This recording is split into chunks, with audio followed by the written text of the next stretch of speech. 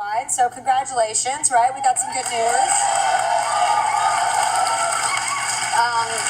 We have to say that it is a wonderful thing to see that nonviolent protests work, and that even without any mainstream media helping in any way, because of so many people being online and talking to each other and contributing, that this happened. But the only thing is, it is not over, and we have to be very careful that we, until the drill bit is out. And also there's so many other places where this is happening, and the idea is not to just reroute this, but there have been 300 spills in that state that nobody knows about. They only reported one.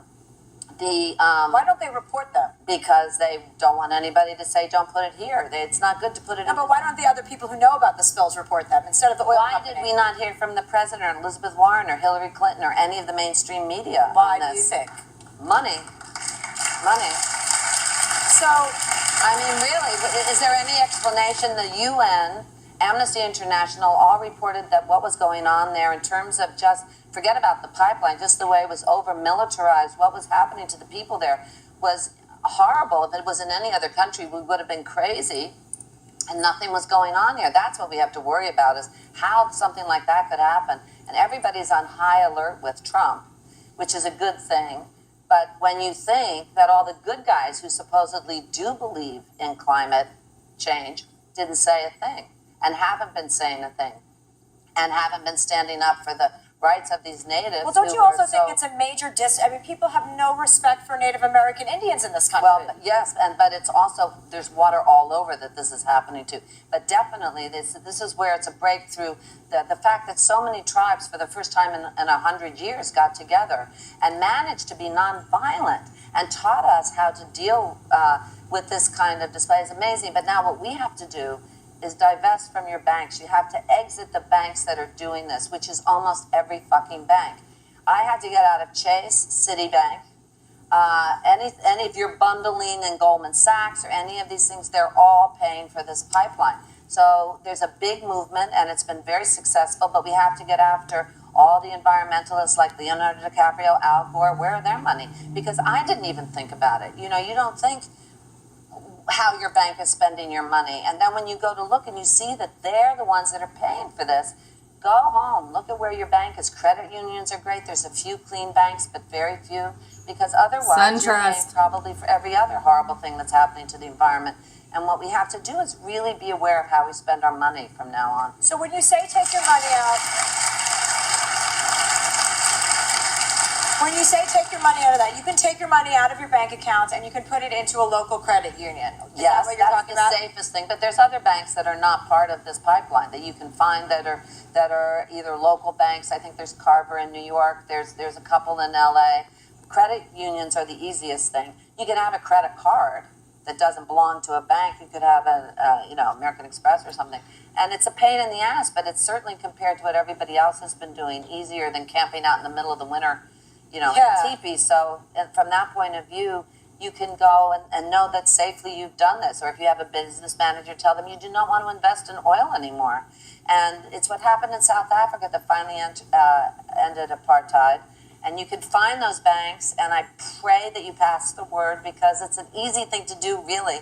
And it's already almost at a tipping point in terms of this bank. You can go to #BankExit, or there's all different ways to find it.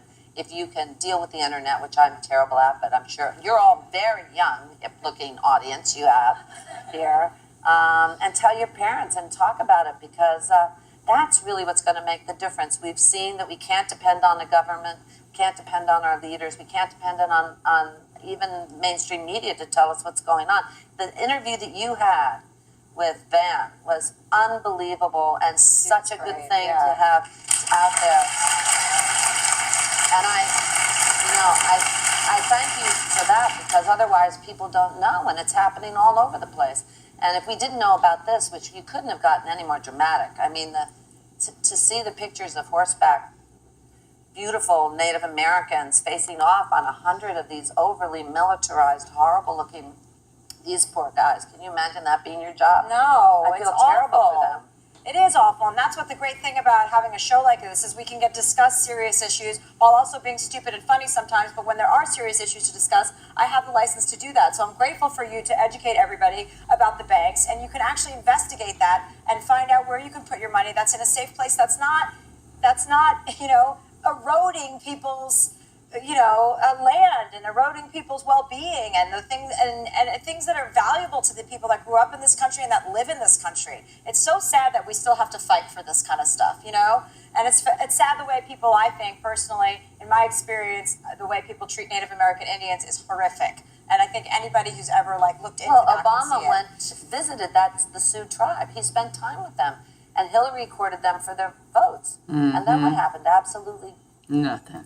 Nothing.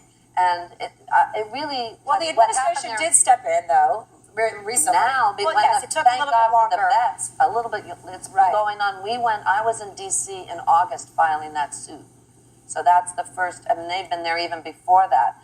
And this is a woman had to practically lose her arm. And what's been happening? 500 arrests. Well, Van went through the whole thing. Yeah. Dogs and water cannons and grenades and everything else. That's just shouldn't be America. That's just crazy. That's I thought we got out of that in the 60s. And the fact that nobody thought that it was worth, where's Anderson Cooper? Doesn't he want to embed, Something's wrong with the Anderson Cooper these days. I don't know. Ever since the election, I was like, something is, when you're too much on somebody's side that you overcorrect. I think he was so pro-Hillary that he was too nice to Donald Trump and Melania. That stupid interview with Melania where he said something like, she's talking about the Billy Bush husband. She's like, I think he egged her. Billy Bush was egging Donald Trump on. I'm like, no, bitch, no, he wasn't. No, your husband started it, and the guy gets fired from an entertainment news show, and your husband becomes the president of the United States of America. Something's wrong with this fucking country.